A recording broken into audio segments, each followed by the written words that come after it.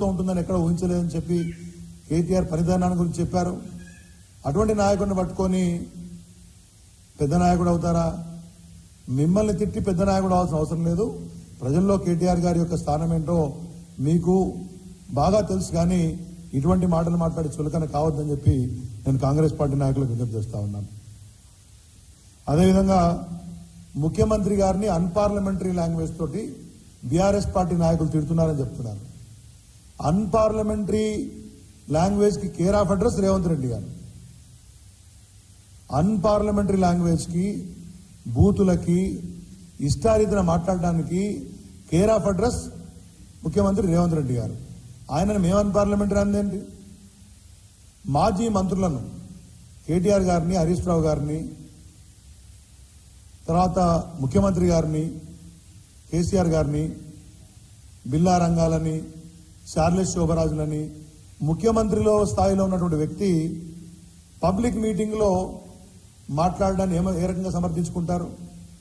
అంటే మీరు తిట్టుకుంటూ కూర్చుంటుంటే మేము నోరు మూసుకొని కూర్చోవాలన్నా? ఒక మాట మీరంటే ఈ వైపు నుంచి 10 మాటలు వస్తాయి. అయినా చాలా సంయమనంతో ఉంటా ఉన్నాం.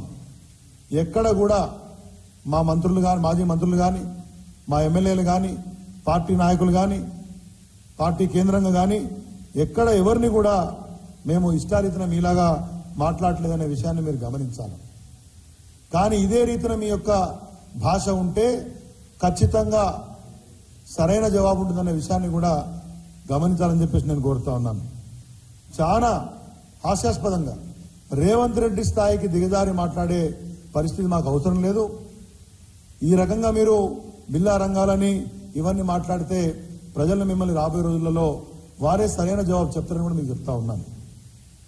ఇకపోతే బీఆర్ఎస్ ప్రభుత్వంలో సెక్రటేరియట్ జైలు లాగా ఉండేది అని మాట్లాడుతూ ఉన్నారు. అది సెక్రటేరియట్ జైలు లాగా ఉంటుందా?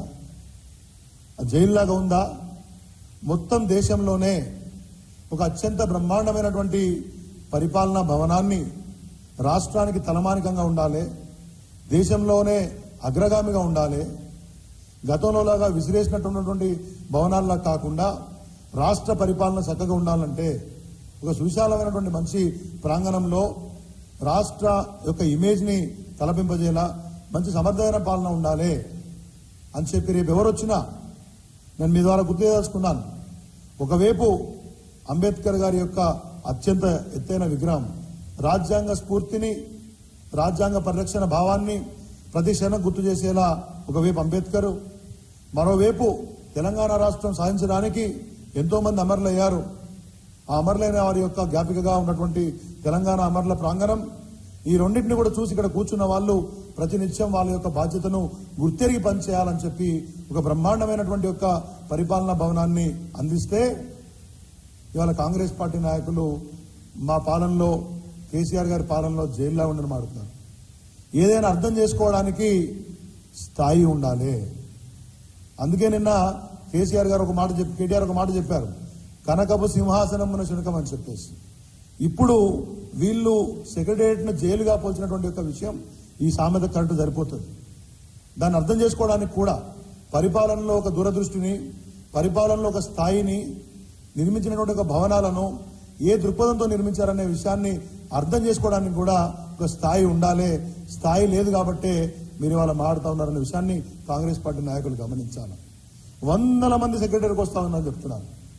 ఎవరు వస్తున్నారు? 100 మంది. రోజు కాంగ్రెస్ పార్టీ కార్యకర్తలు కేసీఆర్ గారు బ్రహ్మాండంగా సెక్రటరీ కట్టారట, అది చాలా బాగుంది, మరి మా ప్రభుత్వం ఏ మంత్రి ఎడ కూర్చుండో అని చూడటానికి వచ్చినటువంటి కాంగ్రెస్ పార్టీ నాయకులు వస్తారు తప్పితే ప్రజలు ఎవరు రావట్లేదు. కాంగ్రెస్ పార్టీ ప్రభుత్వాలుంటే సెక్రటేరియట్లు పైరవీకారులకు కేర్ ఆఫ్ అడ్రస్ గా ఉండేటివి. మనందరికీ ఆ విషయం కూడా తెలుసు. ఇవాళ పైరవీకారుల నిలయాల్లాగా మంత్రుల పేషీలు తయారవుతున్నాయి. వారు తప్పితే ఎక్కడా ప్రజలు కనబడట్లేదు అనే విషయాన్ని కూడా మీ దృష్టికి తీసుకొస్తా ఉన్నాను.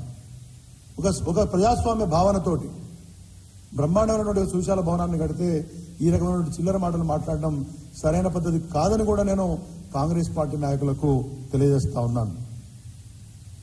అదేవిధంగా మమ్మల్ని తిడుతూ ఉన్నారు. ఏమని? బీఆర్ఎస్ బీజేపీ ఒకటి అని చెప్పేసి. ఒకవైపు బీజేపీ వాళ్ళు ఏం మాట్లాడతారు, కాంగ్రెస్ పార్టీ బీజేపీ ఒకటని మాట్లాడుతూ ఉన్నారు.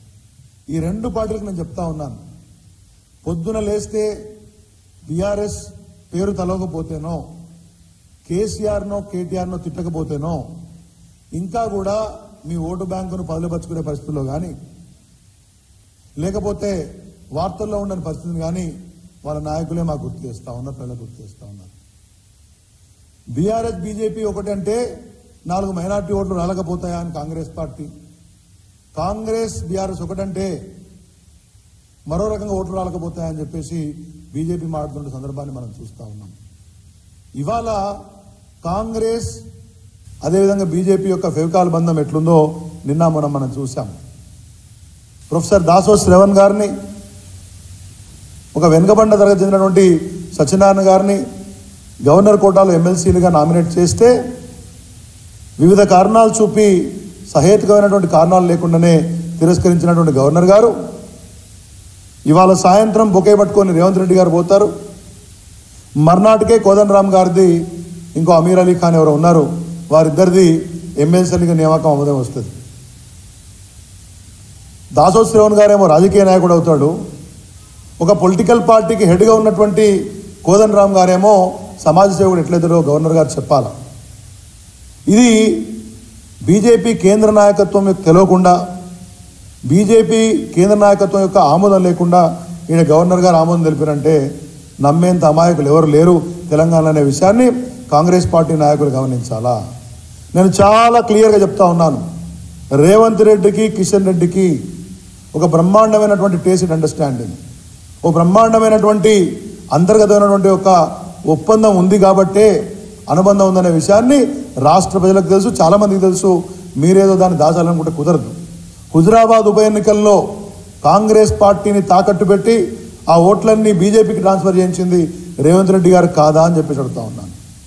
ఆ రోజు స్టార్ట్ అయినటువంటి ఫెవికాల్ బంధం ఇవాళ గవర్నర్ కోటాలో ఎమ్మెల్సీల నామినేషన్ వరకు కొనసాగుతుందా లేదా తెలియజేయాలనే విషయాన్ని ఇట్లా రేవంత్ రెడ్డి గారు అడగానే అట్లాగా